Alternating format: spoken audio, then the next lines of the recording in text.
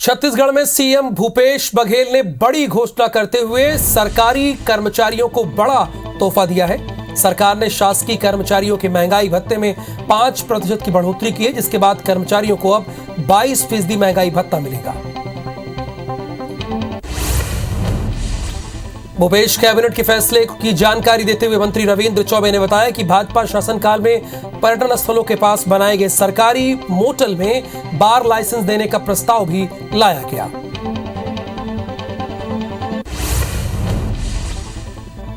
कृषि मंत्री रविंद्र चौबे ने बताया कि अनुसूचित जाति और अनुसूचित जनजाति के व्यक्तियों को मात्रात्मक त्रुटि के कारण जाति प्रमाण पत्र प्राप्त करने में हो रही कठिनाई को दूर करने के उद्देश्य से अंग्रेजी में अधिसूचित जाति को मान्य करने और जाति प्रमाण पत्रों में अंग्रेजी में अधिसूचित जाति का उल्लेख करने का निर्णय लिया गया है। सम्मेलन में सीएम ने मुख्यमंत्री मितान योजना का शुभारंभ किया। साथ ही मितान योजना के दूसरे चरण में ग्रामीण क्षेत्रों में भी इसे शुरू करने की योजना बताई है। साथ ही मजदूरों को अब 2 किस्त में राशि का वितरण चेक के माध्यम से किया जाएगा। सीएम ने इस दौरान नौनी सशक्तिकरण योजना के तहत चेक का वितरण किया। मजदूर दिवस के दिन सीएम भूपेश बघेल ने बड़ी घोषणा की है। मुख्यमंत्री श्रमिक सियान योजना के तहत एक मुश्त 10,000 रुपए दिए जाएंगे। ई रिक्शा में महिलाओं को 50,000 की जगह 1 लाख का अनुदान दिया जाएगा। नौनी सशक्तिकरण योजना में 3 वर्ष बढ़ाते हुए अब 21 वर्ष तक इसका लाभ देने की घोषणा की गई है।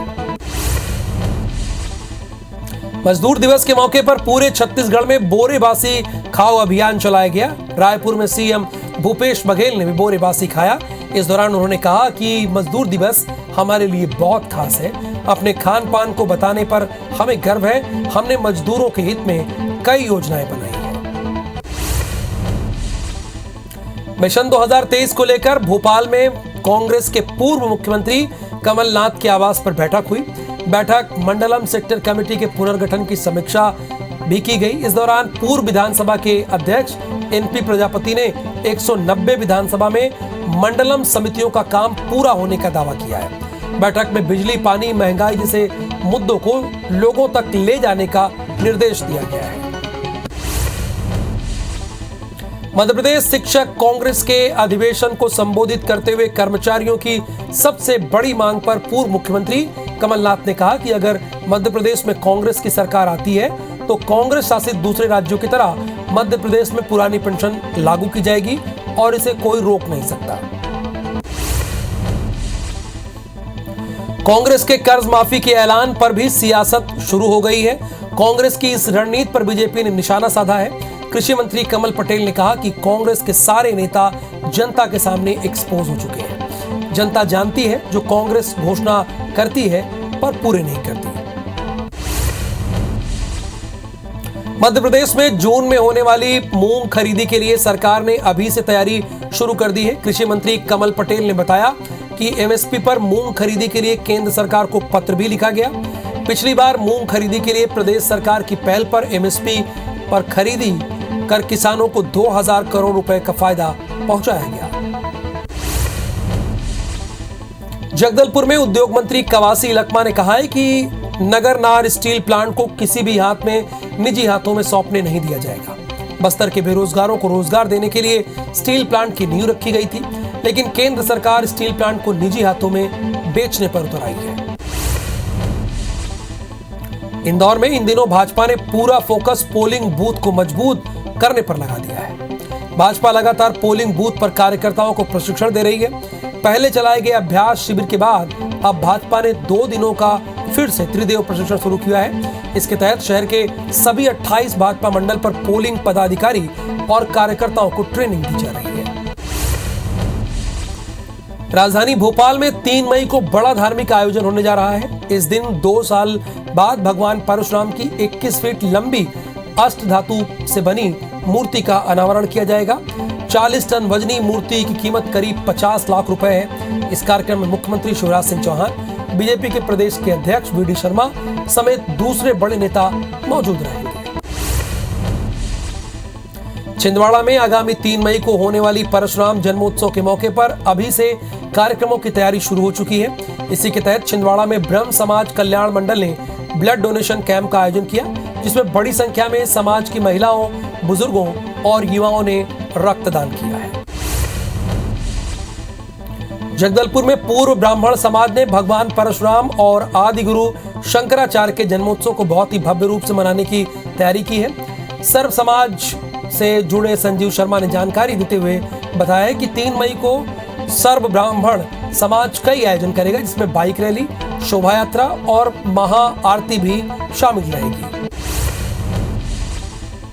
प्रदेश के नवगठित जिला गौरेला, पेंड्रा, मरवाही में युवक कांग्रेस के दावेदारों ने जोर आजमाइश शुरू कर दी है। कांग्रेस के युवक कांग्रेस संगठन के विभिन्न पदों के लिए करीब 1700 प्रत्याशी मैदान में हैं। वहीं अध्यक्ष पद के 2 दावेदारों में से एक मोनू अवस्थी आज पेंड्रा पहुंचे और कहा कि लोकतांत्रिक तरीके से होने वाले चुनाव में जिताने की उन्होंने अपील की है। खरगोन में रामनवमी जुलूस के दौरान हुई हिंसा में कई लोगों के आशियाने उजड़ गए। ऐसे में लोगों की मदद करने शासन प्रशासन समेत कई लोग सामने आए हैं। आज एनटीपीसी पावर प्लांट की ओर से अनाज, बर्तन, कपड़े और अन्य घरेलू सामान बांटे गए। इस दौरान सांसद गजेंद्र सिंह पटेल भी लोगों की मदद करते नजर आए। खरगोन में रामनवमी के दिन हुई हिंसा के बाद पुलिस अब आगामी त्योहारों को लेकर बहुत सतर्कता बरत रही है। पुलिस द्वारा आगामी ईद, परशुराम जयंती समेत अक्षय तृतीया को लेकर संवेदनशील क्षेत्रों से एसटीएफ, क्यूआरएफ, आरएएफ के साथ अश्वारोही पुलिस बल के साथ फ्लैग मार्च निकाला है। मुरैना जिले में इनामी डकैत कल्ली गुर्जर ने बहनोई के घर पर आरोपी को संरक्षण देने के आरोप में प्रशासन का बुलडोजर चला है। आपको ये बता दें कि कल्ली गुर्जर नाम के डकैत पर कई गंभीर आरोप है, जिसमें पहाड़गढ़ इलाका के स्याही टेक गांव की एक लड़की पर शादी का दबाव बनाने और गांव में गोलीबारी करने का भी आरोप है। जबलपुर पुलिस ने बीती रात 2 कबाड़ी के यहां छापा मारकर कार्रवाई की है और चोरी की गाड़ियों के पार्ट बरामद किए हैं। साथ ही सीवर लाइन के चेंबर में लगने वाले लोहे के ढक्कन भी जब्त किए हैं। आपको ये भी बताते चले कि जबलपुर के पुलिस अधीक्षक को चैम्बर चोरी के संबंध में स्मार्ट सिटी के एक ठेकेदार ने कंप्लेन की थी, जिसके बाद ये कार्रवाई की गई। सतना में ईओडब्ल्यू की टीम ने बड़ी कार्रवाई करते हुए प्रदूषण नियंत्रण बोर्ड के वैज्ञानिक सुशील कुमार मिश्रा के घर छापा मारा है। ये कार्रवाई मारुति नगर के निवास में चल रही है। 25 सदस्यीय ईओडब्ल्यू की टीम ने आज सुबह छापा मारा, जिसमें करोड़ों की संपत्ति बरामद हुई है। पखांजूर के देवपुर ग्राम पंचायत में पुलिया निर्माण कार्य में भ्रष्टाचार का मामला सामने आया है। बताया जा रहा है कि सरपंच और सचिव की मिलीभगत से पुलिया निर्माण में जंगली बोल्डर का उपयोग किया गया, जिसका वीडियो सोशल मीडिया पर वायरल हो रहा है। वहीं मामले में उपयंत्री ने पुलिया तोड़कर नया निर्माण कराने की बात कही है। जबलपुर के पड़ाव मोहल्ले में आपसी रंजिश के चलते बजरंग दल के प्रखंड अध्यक्ष पर 2 युवकों ने तलवार से हमला करने की कोशिश की। इसके बाद उन्होंने छिपकर अपनी जान बचाने की कोशिश की। एफआईआर दर्ज नहीं करने पर बजरंग दल के कार्यकर्ताओं ने थाने का घेराव किया। इसके बाद पुलिस मामले में केस दर्ज कर 2 आरोपियों को गिरफ्तार कर लिया है। रीवा के सिविल लाइन थाना क्षेत्र में आज डिलीवरी बॉय के साथ एक युवक ने जमकर मारपीट की, जिसके बाद मौके पर पहुंची पुलिस की टीम ने मामले को शांत कराते हुए दोनों को थाने लेकर आई। बताया जा रहा है कि डिलीवरी बॉय साइकिल से अपनी डिलीवरी देने के लिए जा रहा था, तभी पास से गुजर रहे प्रेमी जोड़े की वाहन में उसकी साइकिल से टक्कर हो गई और दोनों के बीच मारपीट हो गई। गौरेला पुलिस ने मिनी ट्रक से 458 नग एल्युमिनियम सिल्ली जब्त किया है। मुखबिर की सूचना के आधार पर पुलिस की टीम ने यह कार्रवाई की है। पूछताछ के दौरान ट्रक चालक ने कोई वैध दस्तावेज नहीं दिया। आमतौर पर व्यापारी से जीएसटी देने से बचने के लिए ये तरीका आजमाते हैं। एल्युमिनियम सिल्ली का उपयोग फैक्ट्री में बर्तन बनाने में किया जाता है। बेमेतरा में एक तरफा प्रेम के चलते युवक की हत्या के मामले में पुलिस ने 3 युवकों को गिरफ्तार किया। पुलिस ने यह बताया कि आरोपी को मृतक धर्म पुष्प के साथ लड़की से मिलना जुलना अच्छा नहीं लगता था, जिसके चलते उसने अपने 2 दोस्तों के साथ मिलकर उसकी हत्या कर दी। मामले में पुलिस ने तीनों आरोपी को न्यायालय के समक्ष पेश किया। राजिम पुलिस ने निजी अस्पताल की एम्बुलेंस में छिपाकर ले जा रहे 30 किलो 500 ग्राम का गांजा जब्त किया है। साथ ही 2 आरोपियों को गिरफ्तार भी किया है। मुखबिर की सूचना पर पुलिस ने चौबे बांधा तिराहे पर एम्बुलेंस को रोककर तलाशी ली है। तो 2 बैग में छिपाकर रखा गया 30 किलो 500 ग्राम गांजा भी जब्त किया है। जब्त गांजे की कीमत तकरीबन 3 लाख से ऊपर बताई जा रही है। जबलपुर आबकारी विभाग की टीम ने बड़ी कार्रवाई करते हुए पौड़ी गांव से 65 लीटर कच्ची शराब बरामद की है। साथ ही 36 ड्रमों से भरे हुए 7200 किलो महुआ लाहन को नष्ट किया गया है। वहीं कार्रवाई के दौरान शराब की फैक्ट्री चलाने वाले मौके से भाग खड़े हुए, जिनकी तलाश की जा रही है। राजिम में 13 वर्षीय नाबालिग लड़की के साथ दुष्कर्म का मामला सामने आया है। मामले में अभनपुर पुलिस ने पॉक्सो एक्ट के तहत केस दर्ज करके आरोपी को गिरफ्तार कर लिया। पुलिस ने बताया कि आरोपी ने मासूम को बहला फुसलाकर खेत में ले जाकर उसके साथ दुष्कर्म किया है। राजनांदगांव शहर के रानी सागर में एक मेडिकल छात्र के आत्महत्या किए जाने का मामला सामने आ गया है। एनडीआरएफ के गोताखोरों ने बहुत मशक्कत के बाद युवक के शव को बाहर निकाला। मामले में मृतक के दोस्तों को कहना है कि वो अच्छा छात्र है, उसने कभी किसी से परेशान होने की बात नहीं कही है। पुलिस इस मामले की जांच कर रही है। राजिम के अभनपुर के गातापार नहर में लोगों ने एक अज्ञात महिला की डेड बॉडी बहती देखी, जिसके बाद मौके पर पहुंची पुलिस ने महिला के शव को पोस्टमार्टम के लिए भेज दिया है। महिला धमतरी जिले के भैंसबोड़ गांव की रहने वाली है। वहीं घटना के बाद पुलिस इस मामले को बहुत सीरियसली ले रही है और इसकी जांच पड़ताल कर रही है। बस्तर जिले के एरमूर में विद्युत विभाग की लापरवाही के चलते एक युवक बिजली की चपेट में आ गया और वो बुरी तरह झुलस गया। इसके बाद उसे अस्पताल में एडमिट कराया गया। वहीं घटना के बाद राजनीति भी शुरू हो गई है। मामले में बीजेपी ने विद्युत विभाग के लाइनमैन और जूनियर इंजीनियर के खिलाफ एफआईआर की मांग की है।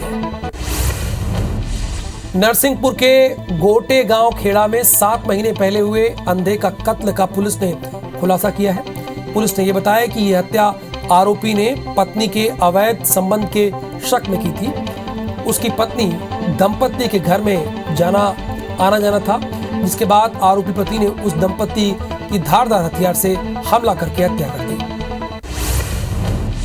अब आपको नीमच लेकर चलते हैं। नीमच के रामपुरा थाना क्षेत्र के नाली गांव में ट्रैक्टर की टक्कर से एक युवक की डेथ हो गई, जिसके बाद आक्रोशित ग्रामीणों ने हंगामा कर दिया।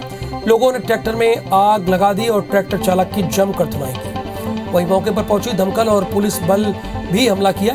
मौके पर पहुंचे पुलिस बल के समझाने के बाद मामला शांत हो पाया है। इंदौर के विजयनगर थाना क्षेत्र में नाबालिग से दुष्कर्म के मामले में पुलिस ने आरोपी को गिरफ्तार किया। आरोपी पीड़िता का रिश्तेदार है।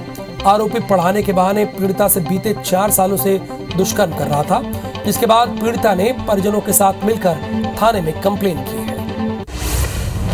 बहराइच में शराब के नशे में महिला अधिकारी का एक वीडियो वायरल हो रहा है। शराब के नशे में महिला अधिकारी पहले अपनी गाड़ी भिड़ा और फिर पुलिस से उलझते हुए हंगामा करने लगी।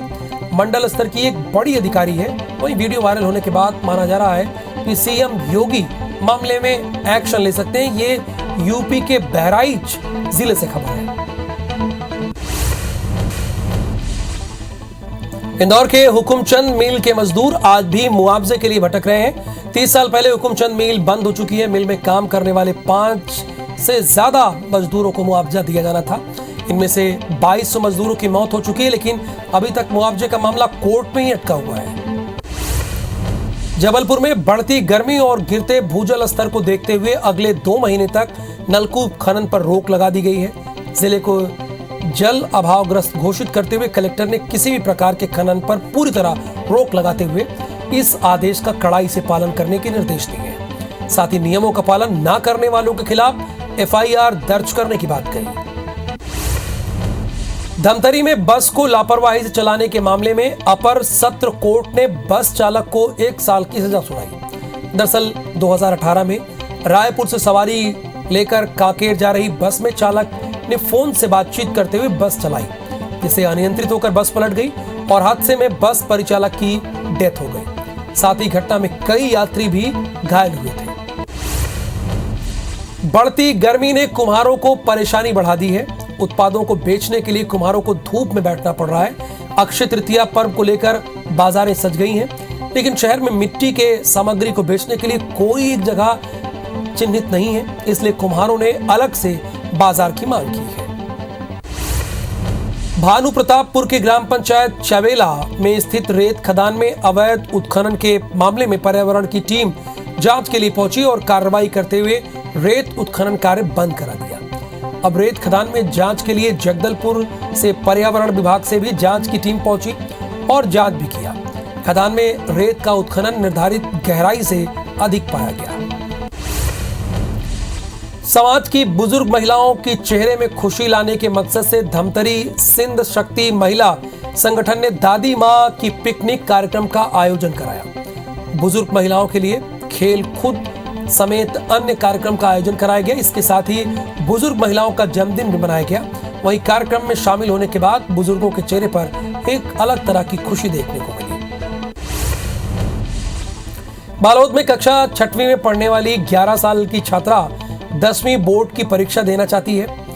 छात्रा के पिता ने बालोद शिक्षा विभाग के अलावा माध्यमिक शिक्षा मंडल को इस बात के लिए पत्र लिखा है और कहा है कि उनकी बेटी 10वीं बोर्ड की परीक्षा में बैठने की अनुमति मांगी है। गांव में रहकर पढ़ाई करने छात्रा अभी तक टॉपर रही है। देश के प्रधानमंत्री नरेंद्र मोदी 2 मई से 3 दिवसीय यूरोप दौरे के लिए रवाना होंगे। इस दौरान प्रधानमंत्री मोदी का फोकस जर्मनी, डेनमार्क और फ्रांस से संबंध को बेहतर बनाने पर जोर रहेगा। रूस और यूक्रेन युद्ध की वजह से बने मौजूदा हालातों को देखते हुए प्रधानमंत्री का ये दौरा बहुत ही महत्वपूर्ण माना जा रहा है। बीते दिनों पटियाला के काली माता में हुई हिंसक घटना को लेकर पटियाला पुलिस की तरफ से इस घटना के मास्टरमाइंड बरजिंदर सिंह परवाना को मोहाली में आज गिरफ्तार किया गया। पुलिस की तरफ से उसे पटियाला कोर्ट में पेश भी कर दिया गया, जहां कोर्ट ने आरोपी बरजिंदर सिंह को 4 दिनों तक पुलिस की रिमांड पर भेज दिया है। और अब बात बहुत ही अहम खबर की। महाराष्ट्र में लाउड स्पीकर विवाद लगातार बढ़ता जा रहा है। अब इस पूरे विवाद पर महाराष्ट्र के सीएम उद्धव ठाकरे ने राज ठाकरे पर निशाना साधा है। राज ठाकरे भी कहां कम रहने वाले थे, उन्होंने भी खूब आरोप लगाए। आज जमकर राज ठाकरे बोले। राज ठाकरे उद्धव ठाकरे पर आरोप लगा रहे हैं और उद्धव ठाकरे राज ठाकरे पर। महाराष्ट्र में जारी लाउड स्पीकर विवाद पर मनसे के प्रमुख राज ठाकरे औरंगाबाद के सांस्कृतिक मैदान में एक बड़ी रैली की। इस दौरान उन्होंने कहा, महाराष्ट्र में हर तरह की दिक्कत है, पानी की किल्लत है। जो समाज इतिहास भूलता है उसके पैर के नीचे से जमीन खिसकती है, भूगोल खिसकता है। उन्होंने किसके लिए कहा, आप समझ ही रहे होंगे। दिल्ली में थल सेना प्रमुख जनरल मनोज पांडे ने कहा कि भारतीय सेना का एक गौरवशाली इतिहास रहा है, जिसने देश की सुरक्षा और अखंडता को कायम रखने के कार्य में खूब अंजाम दिया है। थल सेना का देश निर्माण में उतना ही योगदान रहा है। मैं देशवासियों को आश्वासन देना चाहता हूं कि भारतीय सेना स्वतंत्रता, स्वाधीनता और समानता पर पूरी तरह से प्रतिबद्ध है।